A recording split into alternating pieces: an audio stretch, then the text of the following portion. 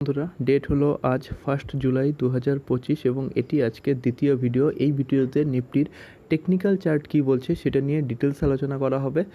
তোমরা যদি আগের ভিডিওটা না দেখে থাকো তাহলে আমার চ্যানেলে ভিজিট করে তোমরা আগের ভিডিওটা দেখে নিতে পারো। ওকে, তো বন্ধুরা এখানে দেখতে পাচ্ছ নিফটির এটা হলো ওয়ান ডে টাইম ফ্রেমের চার্ট, অর্থাৎ এক একটি ক্যান্ডেল এক একটি দিনকে রিপ্রেজেন্ট করছে। তো এখানে আমি বলেছিলাম যে নিফটি এখানে যে র্যালিটা করেছে, এখান থেকে একদম এই পর্যন্ত যে র্যালিটা করেছে, এখানে একটাই প্রবলেম রয়েছে, সেটা হচ্ছে নিফটির কারেন্ট ট্রেডিং প্রাইস আর 20 ডেসের ইএমএ তার মধ্যে একটা হিউজ গ্যাপ তৈরি হয়ে গিয়েছে। তো এরকম অবস্থাতে নিফটি মানে এই যে র্যালিটা রয়েছে এটাকে কন্টিনিউ করাটা পসিবল নয়, যতক্ষণ না এখানে দুটো সিনারিও হতে পারে। এক হচ্ছে নিফটি 50 এখানে মেজর কারেকশন করে নিচে নামতে পারে এবং এখানে 20 ডেসের ইএমএকে টাচ করতে পারে, তারপর ফার্দার আপসাইড র্যালি কন্টিনিউ করতে পারে। অথবা আরেকটি কেস হতে পারে, সেটি হচ্ছে নিফটি এখানে নিজেকে সাস্টেন করতে পারে কিছুদিন ধরে, যাতে 20 ডেসের ইএমএ সেটা আপনা উপরে উঠে এসে এই নিফটির কারেন্ট ট্রেডিং প্রাইসকে টাচ করে এবং তারপর সেখান থেকে ফার্দার র্যালি কন্টিনিউ হতে পারে। তো মার্কেটে এখন এই জন্যই কিন্তু নিফটিতে এই যে দেখতে পাচ্ছ এখানে নিফটি সাস্টেন করছে।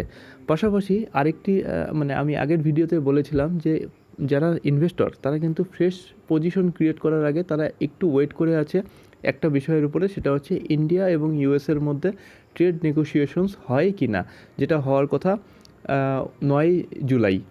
তো সেদিকে ইনভেস্টররা তাকিয়ে আছে। যখনই এখানে কোনো ক্লিয়ারিটি চলে আসবে যে ট্রেড নেগোসিয়েশনস হতে পারে কিংবা হতে পারে না, তখনই কিন্তু ফার্দার এখানে ডাইরেকশনাল মুভমেন্ট হবে।